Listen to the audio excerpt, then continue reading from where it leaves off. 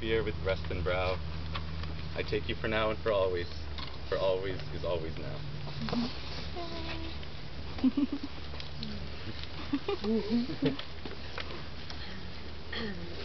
This is a poem by Sharon Olds entitled The Wedding Vow. I did not stand at the altar. I stood at the foot of the chancel steps with my beloved, and the minister stood on the top step holding the open Bible. The church was wood, painted ivory inside, no people, God's stable perfectly cleaned. It was night, spring, outside a moat of mud, and inside from the rafters, flies fell onto the open Bible, and the minister tilted and brushed them off. We stood beside each other, crying slightly with fear and awe. In truth, we had married that first night in bed. We had been married by our bodies, but now we stood in history. What our bodies had said mouth to mouth, we now said publicly, gathered together, death. We stood holding each other by the hand, yet I also stood as if alone for a moment, just before the vow, though taken years before, took.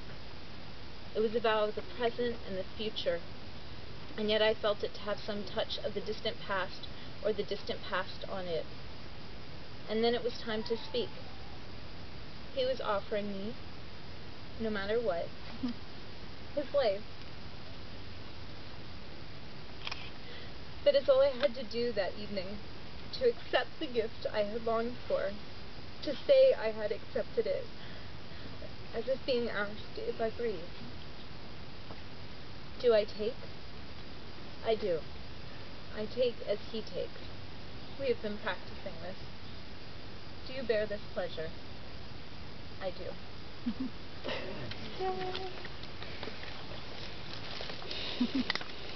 And now Phil and Caitlin will share their personal vows with one another.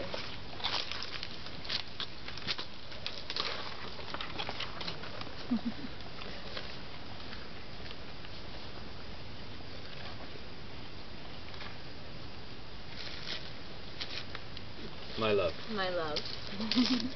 I make these vows to you, enwrapped in future joys. I make these vows to you with honesty and love. I vow to cherish you as you are, to celebrate your strengths, to support you when you need, and to love you for everything that is you. I vow to love you wholeheartedly and without reservation, and to place this love at the center of my life. I vow to support you in your career, your interests, and in creating a fulfilling life. I vow to see your personal growth as something that enriches our relationship and deepens our connection. And I vow to support you in the same way. I vow to challenge you as you live an ever more self-aware, joy-filled, and deliberate life. I vow to challenge you to embrace your successes and release your failures. And I vow to challenge you in this way. I vow to listen to you, not just hear you. I vow to comfort you, not just advise you. I vow to honor your family and make it my family. I vow to honor your family and make it my family. I vow to see serving myself, serving our relationship, and serving our family as mutually inclusive. I vow to use our differences as a means of making us stronger. I vow to embrace our individuality as essential to our unity. I vow to raise our children as our parents raised us, to embrace their responsibilities to the world, to be generous and kind, and to hold their potential limitless. I vow to raise our children in a home filled with love, compassion, and silliness.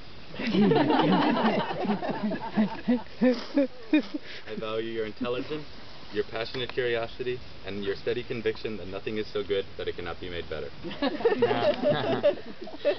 I value your honesty, your loyalty, your strength, and your steady calm, even in times of stress. I vow to be your helpmeet, your partner, and your husband. I vow to be your helpmeet, your partner, and your wife. I vow to love the pilgrim soul in you, forever and forever and forever. I vow to love the pilgrim soul in you, forever and forever and forever. With that, this community recognizes Phil and Caitlin as married. Phil